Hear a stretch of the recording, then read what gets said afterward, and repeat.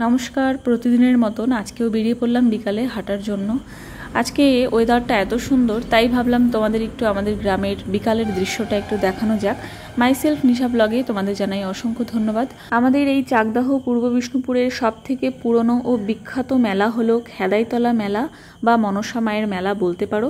এটা কিন্তু অনেক বছর ধরে হয়ে আসছে, যুগ যুগ ধরে হয়ে আসছে।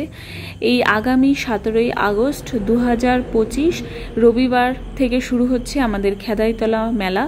তো সেই জন্য আমাদের আশেপাশের সব বাজার দিয়ে মেলার দোকানগুলো বসে গেছে, তাই ভাবলাম তোমাদের একটু ভিডিওতে দেখানো যাক। আর আমার সকল দর্শক বন্ধুদের তোমাদের সবাইকে আমন্ত্রণ রইল, আমাদের এই পূর্ব বিষ্ণুপুরে অবশ্যই মেলাতে এসো আর মজা করো।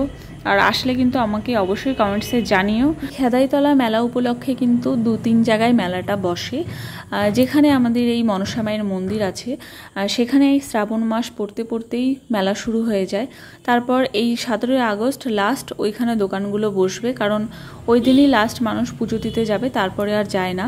তাই এই 17ই আগস্ট থেকেই শুরু হয় আমাদের পূর্ব বিষ্ণুপুর বাজারে মেলা। আর এই পদ্মবিলায় মেলা, তখন ওই মন্দিরের ওইখানে আর কেউ যায় না।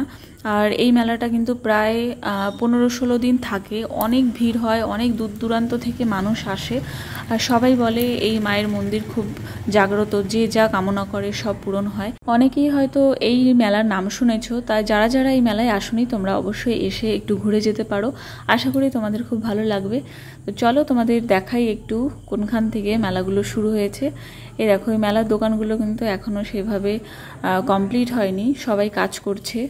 আর যেহেতু এখন প্রতিদিন বৃষ্টি হচ্ছে, এদের খুব অসুবিধাও হচ্ছে। আর এই খেদাতলা মেলায় কিন্তু বৃষ্টি অনিবার্য, প্রত্যেকবার বৃষ্টি হবেই হবে। আজকে হাঁটতে খুব ভালোই লাগছিল, চারিদিকে দোকানপাট দেখে বেশ আনন্দ লাগছিল যে কিছুদিন পরই মেলা।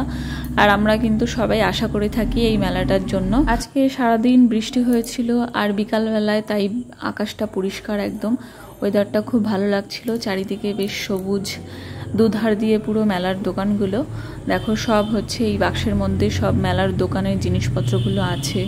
আর কিছু কিছু দোকানগুলো কমপ্লিট হয়ে গেছিলো, তাই এরকম দড়ি দিয়ে বেঁধে রেখেছিল। এই আগামী রবিবার থেকেই মেলা শুরু, তাই আমি তোমাদের চেষ্টা করব মনসা মায়ের মেলার দিন পুজোর সামনের দৃশ্য তোমাদের তুলে ধরার। কেমন ভিড় হয়, কত লোক আসে দূর দূরান্ত থেকে, তোমাদের সবটাই আমি চেষ্টা করব দেখানোর। ছোট থেকে আমি কখনো দিনের দিন মন্দিরের সামনে যাইনি, কিন্তু এবার ইচ্ছা আছে পুজোর দিন মন্দিরের সামনে যাওয়ার।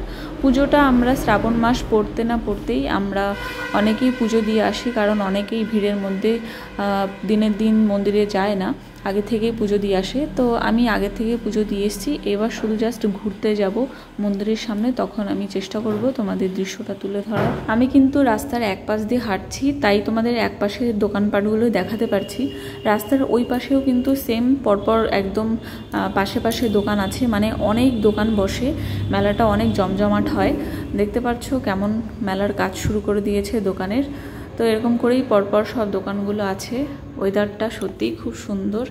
তো তোমরা কিন্তু অবশ্যই জানিও আমাদের এই পূর্ব বিষ্ণুপুরের বিকালের ওয়েদারটা কেমন লাগলো তোমাদের। আর তোমরা কিন্তু অবশ্যই খেদাইতলায় মেলায় এসো। এবার কিন্তু ভালো বৃষ্টিপাত হয়েছে, তাই আমাদের এই গ্রামের আশেপাশের পুকুর খালবিলগুলো পুরো জলে ভরে গেছে। রাস্তা দিয়ে হাঁটতে হাঁটতে দেখতে পেলাম অনেকজন দেখি রাস্তার পাশে মাছ ধরছে, ছোট ছোট বাচ্চারা, দাদারা, ভাইরা অনেক মাছ ধরছে, ছোট ছোট মাছ। আমার মাছ ধরা দেখতে খুবই ভালো লাগে। আর এরা কিন্তু অনেক মাছ পেয়েছে ছোট ছোট। আর আমি কিন্তু জানতাম না যে নার্সারি থেকে আজকে গাছ কিনে নিয়ে আসবো হাঁটতে গিয়ে। তো আমি যেই নার্সারিটায় গেছিলাম, এত কম দামে গাছ পাওয়া যাচ্ছিল, এটা তোমরা ভাবতে পারবে না। এই 3টে গাছ আমি কত কম টাকা দিয়ে নিয়ে এসেছি। তোমরা জানতে চাইলে অবশ্যই কমেন্টসে জানিও, তোমাদের প্রয়োজন হলে আমি অবশ্যই ঠিকানা দিয়ে দেবো। আমি আর আমার হাজব্যান্ড প্রতিদিনই বিকালে হাঁটতে বেরোই, আর এই নার্সারিটা বারবার চোখে পড়ে। অনেকদিন ধরে ইচ্ছা ছিল নার্সারিটায় যাওয়া, তো আজকে অনেকটা জোর করে আমার হাজব্যান্ডকে আমি এই নার্সারিটায় নিয়ে গেলাম। গিয়ে গাছের দাম শুনে আমি পুরো অবাক, জলের দামে গাছগুলো দিচ্ছে। হাঁটতে গেছিলাম, গাছ কেনার কোনো উদ্দেশ্য ছিল না, তাই গাছ বেশি কিনতে পারিনি।